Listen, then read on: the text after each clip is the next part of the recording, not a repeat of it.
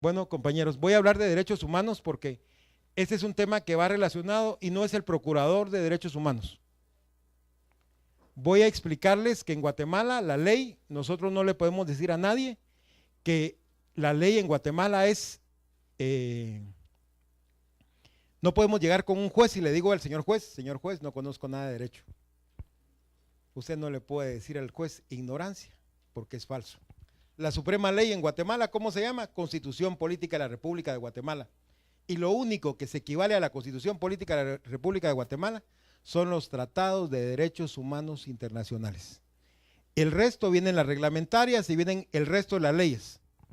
Y entonces para ustedes solo van a ver que es una pirámide de Kessler, pero no necesitamos que sean abogados. Sigamos con la siguiente. Derechos humanos. El primer derecho humano constituido en la Constitución está en el artículo 1, protección de la persona humana. El Estado se organiza para proteger a la persona y el bien común. ¿Quién estará fallando en este momento con Guatemala? ¿Será que el Estado está fallando? Con todos los pacientes. Y en el Estado está fallando también el Seguro Social. Porque el Seguro Social también está. Deberes del Estado. Igualdad para todos los, en el artículo 2.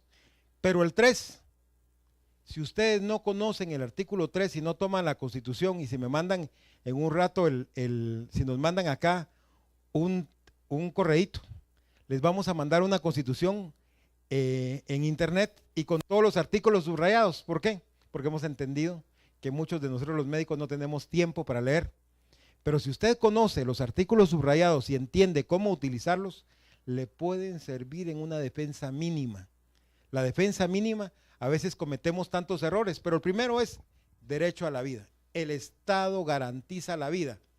Y el artículo 3 está en todas las demandas que le ponen a los médicos y todas las demandas que le han ganado al Seguro Social para compra de medicamentos y las demandas que le han ganado al Ministerio de Salud.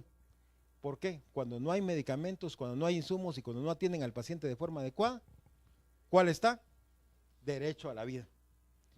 El artículo 12 es la salida para cualquier médico y para cualquier persona que atiende pacientes. ¿Y cómo se llama? Derecho de defensa, presunción de inocencia. Usted no puede aceptar cuando lo llaman y vienen y llega a la prensa y le dice, ¿y usted qué dice del paciente? Nosotros le diríamos a usted, le recomendamos primero, soy inocente hasta que no prueben lo contrario. Me abstengo de emitir opinión, me reservo, si me llaman al Ministerio Público con mucho gusto asistiré, pero en este momento no puedo emitir opinión sobre el tema. Entonces, derecho humano. ¿De quién es este derecho humano, compañeros? De todos. Muchos de nosotros no lo hemos ejercitado porque lo hemos visto en las películas, porque lo hemos oído, pero no lo aprovechamos para nosotros. El siguiente es el derecho de petición. Este derecho de petición tiene relación con la siguiente plática que les voy a dar hoy. El derecho de petición es que usted le puede pedir a su jefe lo que no haya y lo puede pedir por escrito. Si por ejemplo tiene una sala de operaciones y no tiene todo lo necesario, puede pedirlo y el otro tiene la obligación de responderle en 30 días. Pero si usted no ejercita este derecho de petición, sueñe. ¿Por qué? Porque el derecho de petición muchas veces saca a muchos de la cárcel. Y les voy a poner un ejemplo. Yo estuve en un hospital que estuvo 6 meses sin medicamentos y sin insumos y un brote de infecciones nosocomiales. El día lunes pasado, el procurador tuvo que, después de tener guardado en el expediente mucho tiempo, tuvo que poner una denuncia contra Jorge Villavicencio y un director. ¿Por qué? Porque ese hospital se quedó sin medicamentos y hay 3 muertos. Y entonces se declaró violación de derechos humanos, pero en mi caso, ese derecho de petición a cualquiera lo puede sacar si antes lo utiliza de forma adecuada. ¿Y cómo lo puede hacer, compañero? Haga una notita, póngale lo que no hay, solicita su intervención, muy sencillo, no tiene que ir con un abogado, y después le pone su firma y su sello y le saca una fotocopia y se le entrega a la secretaria. Luego lo guarda usted debajo de la manga, porque el día en que hayan problemas le van a decir, el doctor no dijo nada, usted sacó la hojita. ¿Sí, doctora?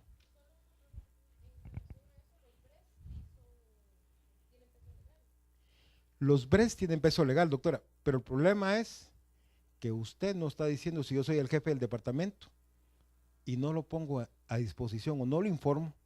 También yo estoy aceptando que en el BRES, ¿quién sabe qué hay o no hay en el BRES? Balance de requisición y suministro de medicamentos. En este momento yo no lo hice saber. Entonces van a decir, mire, yo sabía, todos sabíamos, sí, pero puedo conjugar el verbo saber, pero en la vida práctica lo que sirve es lo que yo denuncie, lo que sirve es lo que yo ponga por escrito. Sí, sí, doctora, pero el problema es que cuando usted tenga una emergencia, usted dice, no hay tal cosa y usted en ese momento lo informa al director y al jefe, o al jefe de área, y el jefe de área va para arriba. Porque el problema es que si no ejercito ese derecho de petición, sucede algo. Cuando surgen los problemas, yo no tengo totalmente las pruebas. O va a pasar algo, ¿verdad? Mandé el BRES y mandé todo, pero a veces se pierden todos los documentos en el camino. Y entonces tengo que pensar, hablar como abogado, decirles, miren, más vale que lo pongan por escrito o no. Bueno, libre acceso a tribunales y dependencias del Estado. Muchos de nosotros venimos y decimos, ajá, no pueden entrar al hospital. Sí, cualquier persona puede entrar al hospital. Y entonces está en la Constitución. Pero el 30 dice publicidad de los actos administrativos. Y entre 30 y 31 les voy a dar dos experiencias interesantes el año pasado, este año. En el 30 dice que todos los actos administrativos son públicos. 2 médicos pidieron el auxilio del colegio este año en Quiché. Me voy a reservar qué político pidió la cabeza de un grupo de del personal. Y vienen y dice el encargado de recursos humanos, hemos destituido a un buen grupo de personas. Encontramos 42 personas. Y entonces dice, no tienen acceso a ver el expediente administrativo. Y entonces tuvimos que llegar nosotros como colegio, derechos humanos y un abogado, un notario. Y levantamos el acta notarial. Y entonces en ese momento nos mostraron y nos entregaron el expediente. A ambos colegas les violentaron el debido proceso, el artículo 12. Les rescindieron el contrato por una de las facultades que dice el señor ministro que tiene para rescindir contratos. Y eso es falso. Una violación, un 182, tiene los mismos derechos que un 011, porque 7 de nuestros colegas ya ganaron los amparos e hicieron leyes en Guatemala. Lo hicieron ley. Tienen derecho a vacaciones, aguinaldo, bono 14 y todo lo demás. Que nosotros no lo conozcamos porque no conocemos de derecho, esa es una situación. Pero todo lo que dicen los archivos y en los registros, puedo tener conocimiento de ello. Y voy a explicarles qué pasa.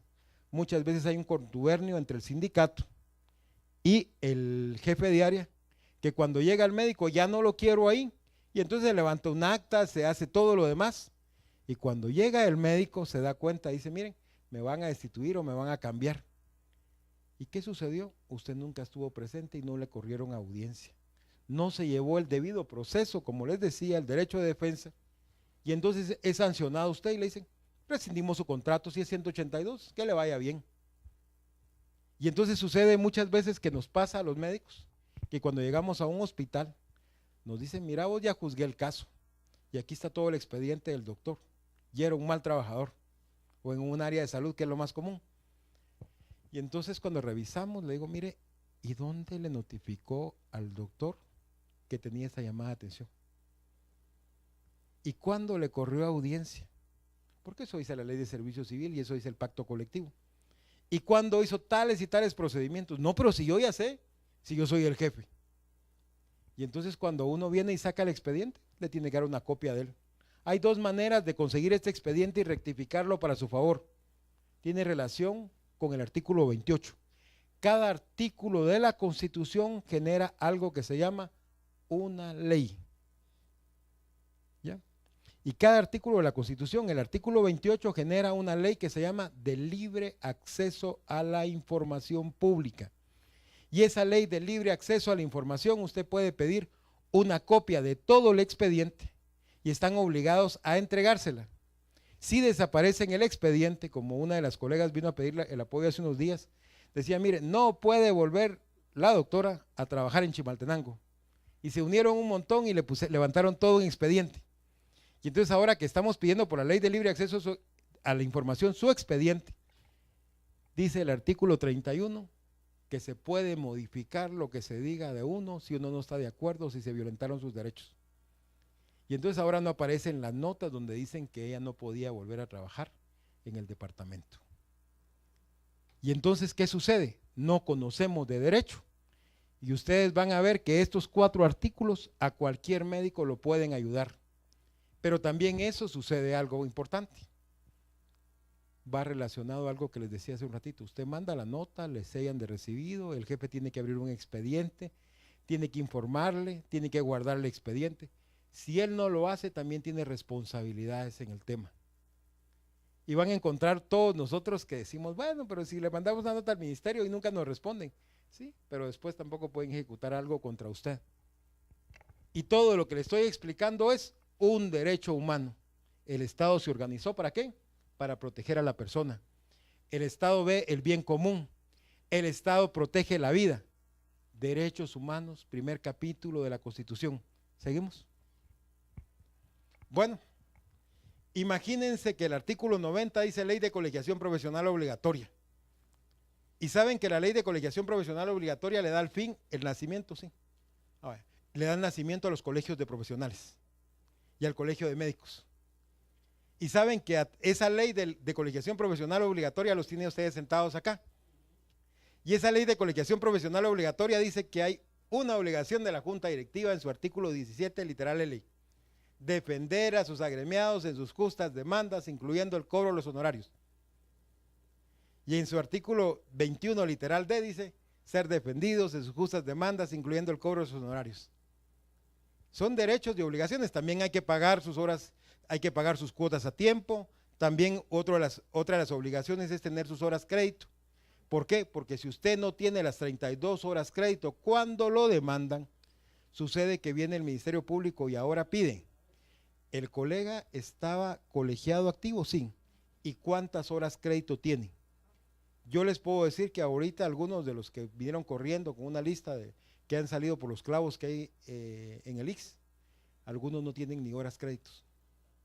Y entonces como no tienen horas créditos no están vigentes. Bueno, entonces, un colegio de profesionales, ¿de dónde nace? De ahí. El colegio de profesionales tiene un tribunal de honor.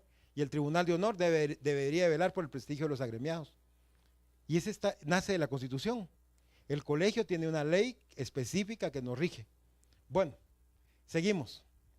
Esta es una salida porque el artículo 94 dice de la Constitución que el Estado está obligado sobre la salud de todas las personas. Es una obligación del Estado. Y esa obligación del Estado involucra a la iniciativa privada e involucra al IX. El Ministerio de Salud es el regente de la salud para todos. Pero un buen político utiliza el artículo 95. Y yo quisiera hacerles a ustedes salvedad, que si usted quisiera apuntar el artículo 95, le voy a explicar cómo lo voy a utilizar. Dice el artículo 95 de la Constitución que la salud es una responsabilidad de todos. Si a mí me entrevistaran en este momento y me dijeran qué piensa de la situación de salud en Guatemala, yo le preguntaría al periodista como haría cualquier político. ¿Y usted qué va a hacer? Porque la salud es responsabilidad de todos. ¿Usted qué ha hecho por la salud? ¿Qué está diciendo por la salud? Entonces, rebotar la pelota. Muchas veces nosotros no sabemos cómo utilizar la Constitución a nuestro favor, y al no saber cómo utilizar la Constitución a mi favor, la salud es una garantía constitucional, pero la salud es una responsabilidad de todos. Entonces, cuando viene la sociedad civil a pedirme, decirle, bueno, ¿cuándo ha ido usted a la calle para pedir que tengamos insumos acá? Porque cuando pasa algo, se muere un paciente en el hospital, nos echan la culpa. Pero cuando no sucede, cuando es la cosa contraria, nosotros vamos a ser siempre los culpables. Regrese la pelota, la salud es una responsabilidad de todos. Bueno, derecho al trabajo y derechos sociales mínimos al trabajo. Entonces voy a explicarles dos cosas importantes. Si usted conoce el 101 y el 102, significa que nadie le puede retener el salario. A menos que solo hay una situación para que le retengan el salario. ¿Cuál es? ¿Quién sabe? Orden judicial, ¿por qué? Por pensión alimenticia. Por pensión alimenticia. En el pasado decían en Guatemala que solo los hombres podían pagar pensión alimenticia. Perdón, en este momento hay varias féminas pagando pensión alimenticia. Entonces, esta es una situación que ustedes van a saber. Y bueno, miren, ¿cuál es el problema importante? Ahora, el 152, el poder público está en la ley. El 153, el imperio de la ley se extiende a todos. Y esto significa al ministro, viceministros y todos los demás. El imperio de la ley. Bueno, función pública está sujeta a la ley, el 154, y la responsabilidad de infractor de la ley también hace copartícipe al Estado o a la entidad que representa. Si alguien en su cargo decide destituirlo a usted, y también se hace responsable a la entidad si violentó el debido proceso. Y el 156, que quisiera no terminar de hacerlo, porque esta va a ser la salida para cualquiera de los médicos que estamos acá, dice no obligatoriedad de cumplir órdenes ilegales. Yo quisiera comentarles que nosotros estamos viendo algo importante que son cómo cumplir órdenes ilegales. Muchos de los colegas les sucede algo importante. Le dicen a usted, utilice tal medicamento vencido, utilice tal hilo, haga tal cosa. Y se lo dicen verbalmente, ¿verdad? Nunca se lo dicen por escrito. ¿A cuánto le han dado una orden como esa? Yo la voy a levantar, la mano a mí ya me la dieron. ¿Y saben qué hice? Utilicé el derecho de petición. Y agarré mis documentos y le mandé una notita. Respetable señor director, el día de hoy me dijo que utilizara salbutamol vencido con mis pacientes para nebulizarlos. Le informo que no estoy de acuerdo y que compre lo que sea necesario. Muchísimas gracias. Atentamente, Abner Vázquez. Y la secretaria me dice, ¿es que no se la puedo recibir? No. Dice, recíbamela. Sélleme recibido. Mandé aquí al colegio, mandé a la PDH todo el expediente y esa copia sirvió para un amparo. Entonces, ¿sí se puede, compañeros, registrar cuando le dan una orden ilegal? Sí. ¿Sí se puede oponer a una orden ilegal? Sí. Muchos de nosotros no lo sabemos hacer y tal vez hoy no lo sabían. Entonces vamos a regresar primero. Claves importantes. Salidas, regresemos al primero solo. Bueno, la principal demanda se las van a poner en el derecho a la vida. Su salida, presunción de inocencia. Usted es inocente hasta que no le prueben lo contrario. Esto es Constitución. Usted, si le preguntan, si lo agarran por Facebook, si lo agarran por internet, si lo agarran por cualquier lugar, usted se tiene que cerrar la boca y decir, mire, voy a ir al tribunal si es correspondiente y que él decida. Pero en este momento no puede emitir opinión. Bueno, derecho de petición, usted puede pedir y tiene libre acceso a los tribunales y tiene libre acceso a los expedientes y puede modificarse si la situación es anómala. Y si usted viene y llegó como en el pasado, que cualquiera le fabricaba un expediente, compañeros, he aquí donde estamos en el problema. No todos conocemos la situación. Bueno, seguimos. Y yo quisiera cerrar con el 90. El 90 es que el fin del colegio debe ser proteger a sus agremiados. Y el fin de un presidente del colegio debería de ser de una junta directiva, porque aquí no somos presidenciables. Es una junta directiva, es poner todas las acciones legales con el fin de proteger a sus agremiados. Y se deben utilizar. No las hemos utilizado porque no las conocíamos, pero se deben de utilizar. Y la última, compañeros, el 156. Si yo conozco el artículo 156, me puedo proteger de muchas de las situaciones que me van a complicar la vida. Y voy a terminar con un ejemplo en el 156. Toda la vida habíamos participado en licitaciones para compra de medicamentos. Usted no se preocupe. Vaya y firme, ya todo está arreglado. ¿Cierto? Ahora la pregunta es, ¿y cuántos están en el bote? Ese es el problema. ¿Cuántos están presos en este momento? Entonces usted no puede acatar una orden que es plenamente ilegal, pero esa ley que dice la ley de compras y contrataciones del Estado tiene salidas jurídicas para usted en el artículo 22. Tiene que dejar registrado todo lo que a usted no le parezca o lo que usted no esté de acuerdo. ¿Por qué? Porque la ley también tiene salidas jurídicas para cualquiera. Ese es otro tema. Nosotros capacitamos a médicos en el IX 719, en el IX de la zona 6, en Quetzaltenango, sobre el tema de la ley de contrataciones del Estado este año. Y estuve en Totonicapán y en Sololá hablando del mismo tema. Cómo entender que nos pueden implicar en cualquier delito, en comisión de algún delito, cuando me nombran en una comisión en la cual yo no soy un perito experto o no soy la persona idónea. Y al no ser la persona idónea significaría no soy hematólogo y me mandan a comprar situaciones de hematología. No soy oncólogo y me mandan a comprar insumos de oncología. Y entonces no soy el perito experto, pero puedo razonar mi voto. El doctor Morales en el año, cuando fue el desfalco del ministerio de la junta directiva anterior del IX, el doctor Morales hizo algo interesante. ¿Qué hizo el doctor Morales? Razonó su firma. Todo lo que ponga usted arriba de la firma tiene validez, lo que ponga abajo no vale. Entonces él razonó la firma donde no estaba de acuerdo y eso lo ayudó a no responder en los juzgados porque él había puesto lo que la ley establece. ¿Tienen alguna pregunta? Primero el doctor Alfaro y después…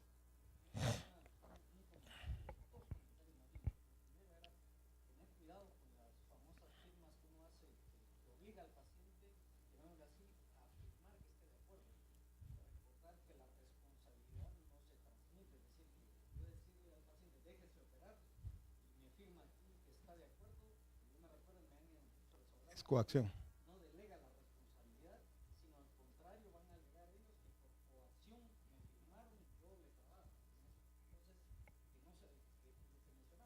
Sí.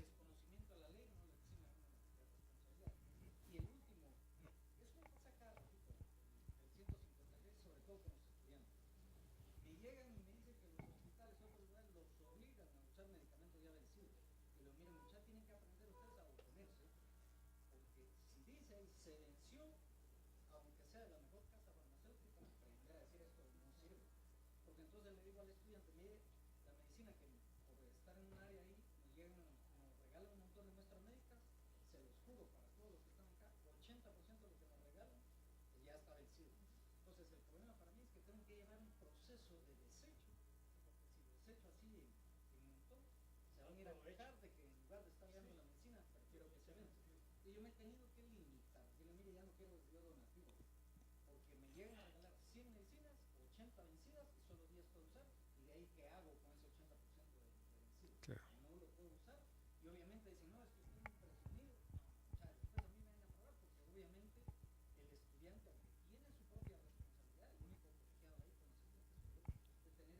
Responsable.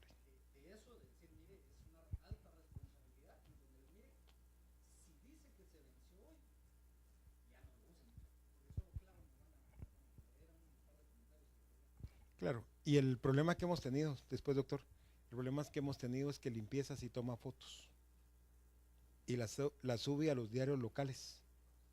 Y entonces ese es el problema. Cuando ustedes tienen el problema no pueden pelearse contra algo que alguien de limpieza agarra una cajita y dice, estaba vencido.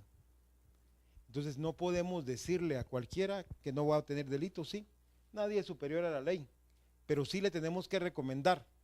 Y aquí solo me faltó el 275 literal F. ¿Y saben cuál es el 275 literal F? Es la obligación del Procurador de Derechos Humanos de poner los amparos cuando la vida de los pacientes está en riesgo. En este momento, yo le mandé un montón de cartas al Procurador y se rehúsa a interponer la acción constitucional de amparo. Y se rehúsa a ponerla porque entonces él está encubriendo estas situaciones. ¿Qué nos toca aquí a nosotros? Que cuando ustedes le vayan a atacar a un centro de salud, a un puesto de salud, y llegue Derechos Humanos, le diga qué ha hecho el Procurador y le regrese el artículo 95 de la Constitución y le regrese el 275, cuando puso el amparo para comprar los medicamentos. Porque sí es una obligación y para eso tiene 80 millones de quetzales. ¿Sí, doctor? Allá, después, Boris.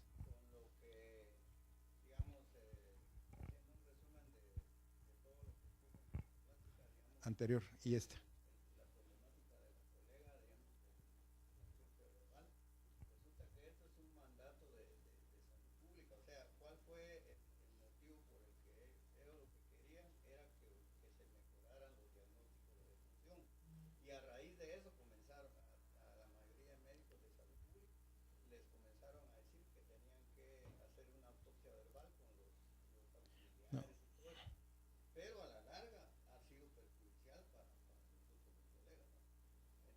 vez habría que ver a nivel de salud pública, pues que el colegio tal vez que ya no se tome ese mandato. Yo trabajo en farmacia. Claro. Y esto está implementado ahí. Do- La otra cosa es que la denuncia, muchos colegas tal vez no denuncian, porque eso está por contrato 182, como que es un motivo de represalia. O sea, muchos tal vez por temor a represalia no dicen algunas, no hacen ver algunas cosas, prefieren callar, ¿no?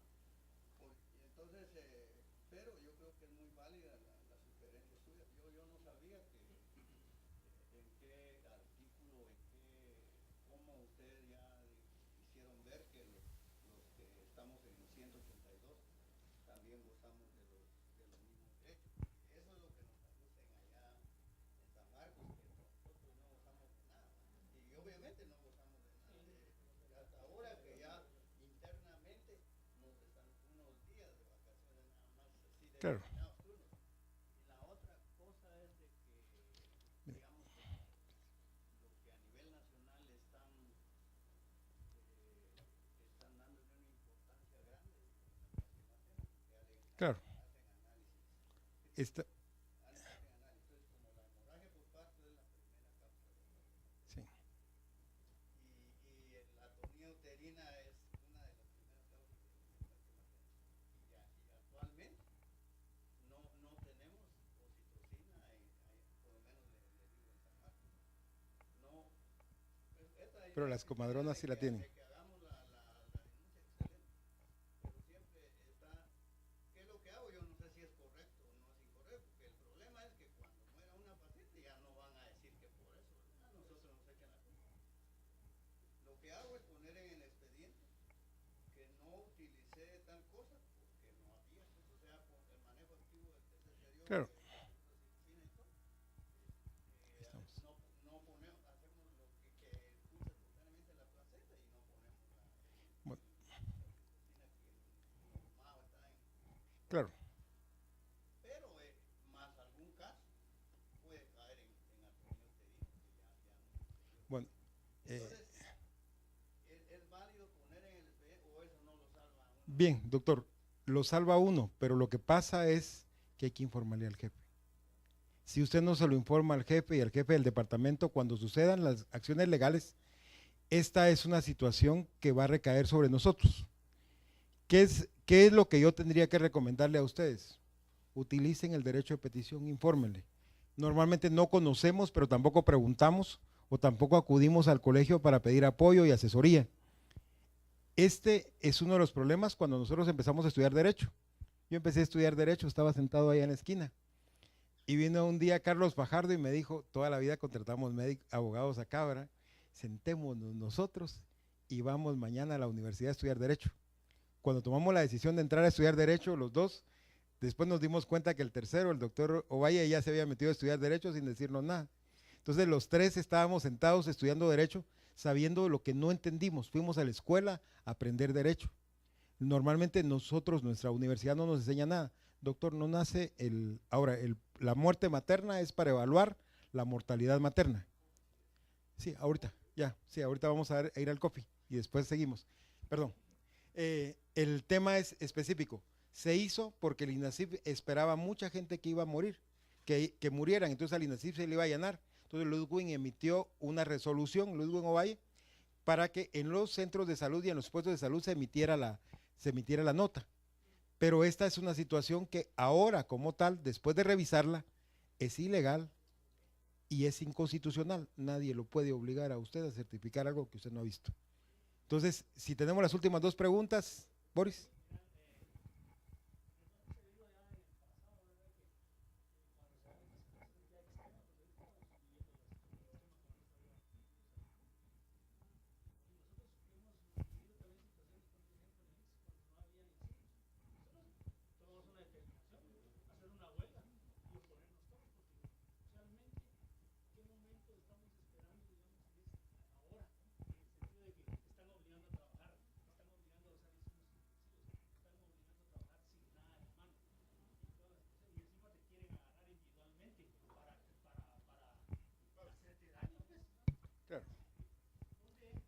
El artículo 33, la libre expresión del pensamiento. Todos tenemos derecho a emitir nuestro pensamiento y por eso no nos pueden coartar. Por allá y después por acá. Creo que las preguntas las vamos a responder. ¿Quién más, doctora? Yo solo quería hacerles dos comentarios. Yo soy patóloga, actualmente terminé mi EPS regional de Occidente, estoy entrenada en San Juan de Dios. Cuando, no sé si todos recordarán, pues hay varios casos que quisiera mencionar y de ahí la importancia del estudio de patología. Cuando Nimú llegamos, el departamento, pues como en todos lados, un departamento muy abandonado, no se contaba con una persona que fuera la encargada de la entrega y la recepción de cadáveres. No sé si ustedes recordarán, por ahí en junio o julio de este año sucedió que desapareció un bebé. La culpa quería caer sobre el departamento de patología. Sin embargo, pues ya habíamos recibido nosotros varias de estas prácticas y efectivamente habíamos hecho de conocimiento de la dirección que no contábamos con personal y que no teníamos los medios adecuados. Necesitábamos implementar un protocolo del cual lo redactamos. Búscame una que dice qué hacer cuando no hay medicamentos Fue hasta ese día en la computadora.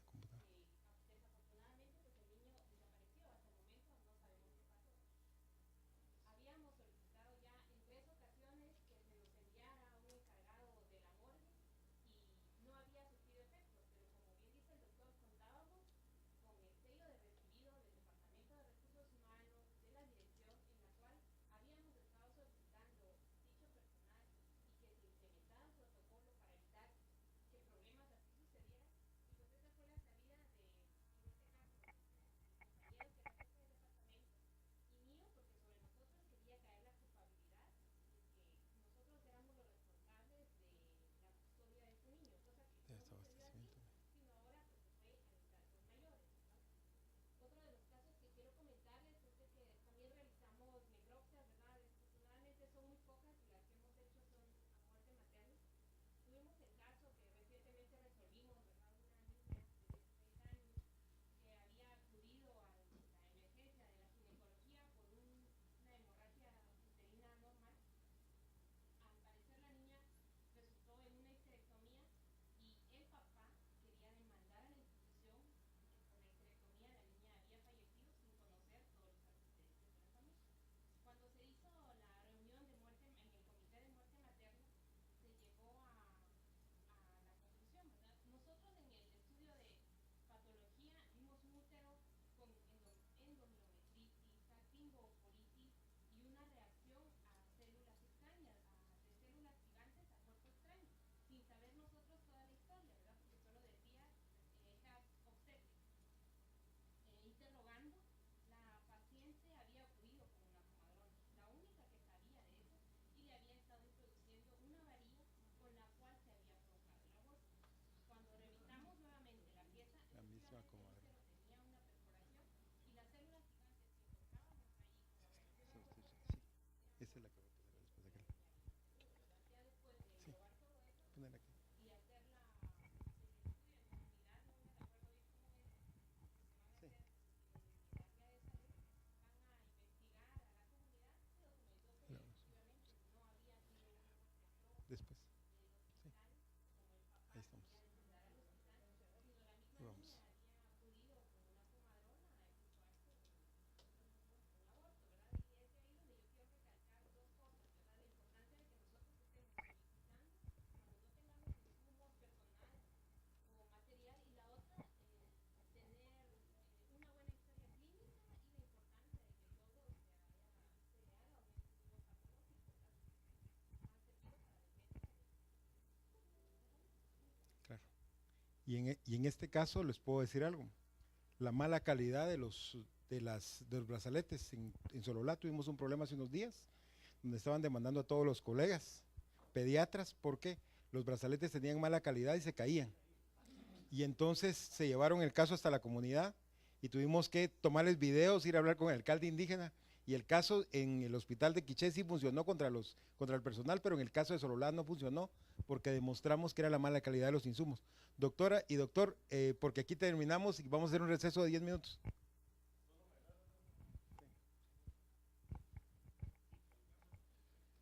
Solo quiero decirles que estas conferencias están grabadas y las pueden bajar a través de la página del colegio. Si ustedes se meten al aula virtual ahorita, lo pueden ver en directo de estas conferencias. Para que no estén apuntando, ya lo tienen ahí en la videoteca. ¿Sí? Sí, doctora. Sí.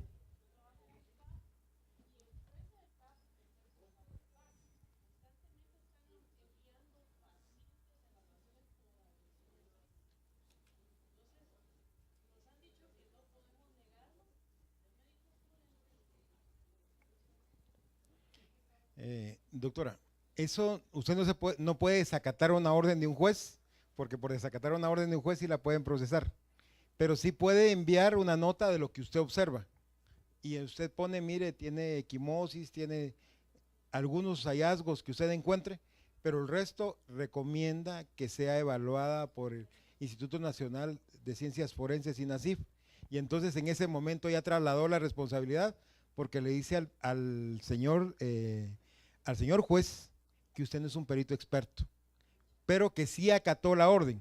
O sea, una cosa es, si usted se opone a acatar la orden, entonces el problema sí está, pero si usted envía diplomáticamente, evalúe de acuerdo al informe número tal y tal, tiene que poner el informe, que la nota que le mandaron tiene un número, y al juez que le mandó la nota.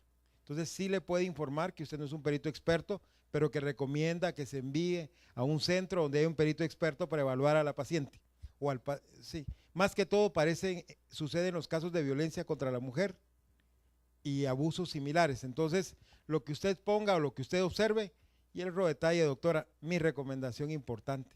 Usted tiene una máquina en la mano que es un teléfono, usted puede tomar fotos de las lesiones porque vale la pena.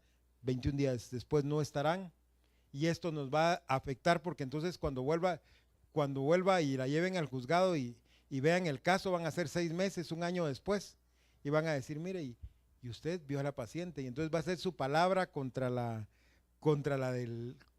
expediente, y va a aparecer el abogado y va a decir, ¿y qué certeza tengo que la médico vio a la paciente? Entonces, las pruebas las podemos hacer. Y creo que me le enseñaron muy bien una colega que el año pasado este año le conseguimos medidas de seguridad en Escuintla. Llegó el jefe de recursos humanos y le dijo, doctora, hoy vengo de buena forma a platicar con usted, porque ayer la vine a gritar.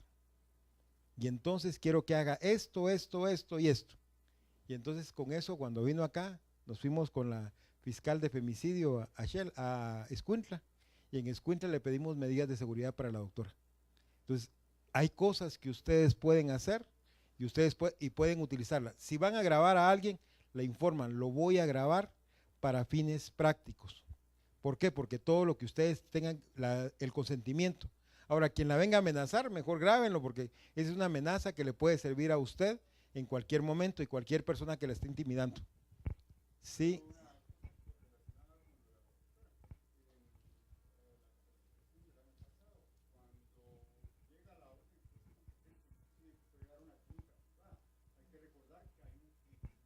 Sí. Y nunca podemos estar con esos kits, varios, no se pueden terminar, porque esa es una obligatoriedad, si no caes en negligencia por no tenerlos. Sí. En el otro, cuando hablaste del artículo que decía que órdenes verbales, también son órdenes escritas, porque si por Sí. escrito te dicen que no, tienes que mandar a decir que no, ¿verdad? Y, Claro. te dicen que uses no solo vencidos, te podrían decir que utilices otros porque están en excesiva… Sí. Claro. Compras dirigidas. Sí. Sí. Claro. Claro. Doctor.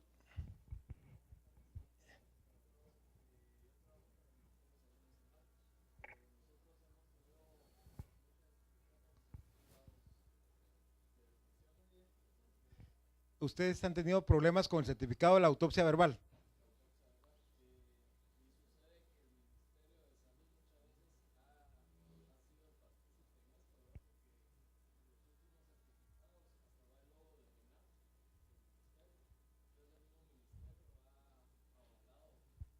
Bueno, le voy a dar la salida, doctor.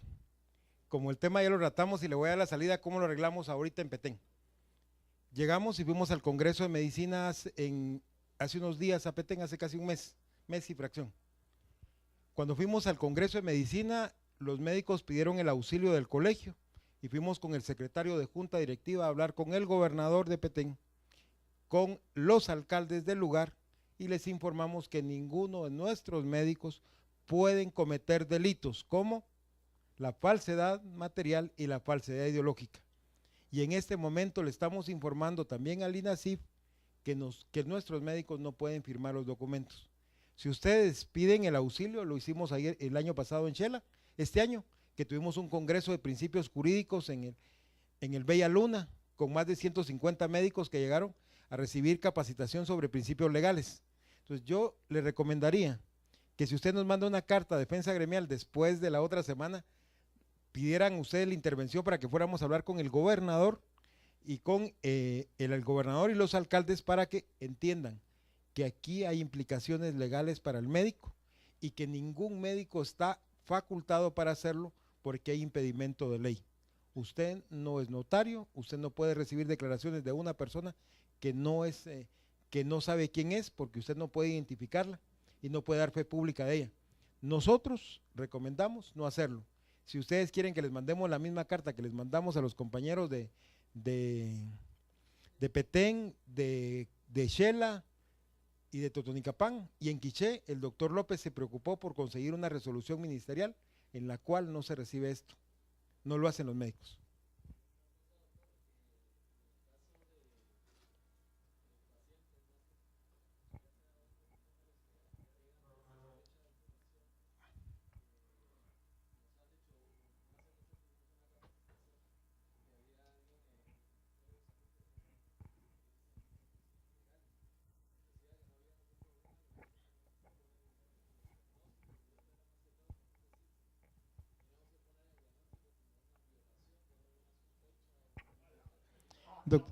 Doctor, le voy a explicar algo.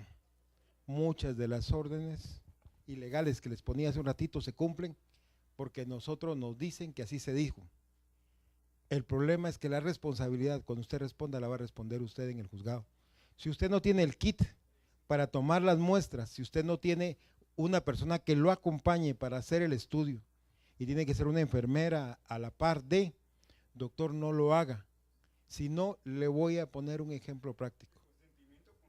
Sí, y de los padres. Si es menor, hay un protocolo para esto. Sencillo, doctor. Niña impactada en el Hospital Roosevelt, 12 años, y nuestro colega le fue malísimo, lo detuvieron y toda la cuestión. Y la paciente, nada más que estaba impactada porque le hizo un tacto rectal y ahí se resolvió su problema. Pero ¿qué pasó? Al compañero le hicieron la vida a cuadritos y estuvo como 6 meses en la cárcel. ¿Qué es lo que debemos de hacer nosotros los médicos? El futuro próximo es cuídense, utilicen los protocolos. Yo quisiera que tomáramos los 10 minutos porque si no, por favor.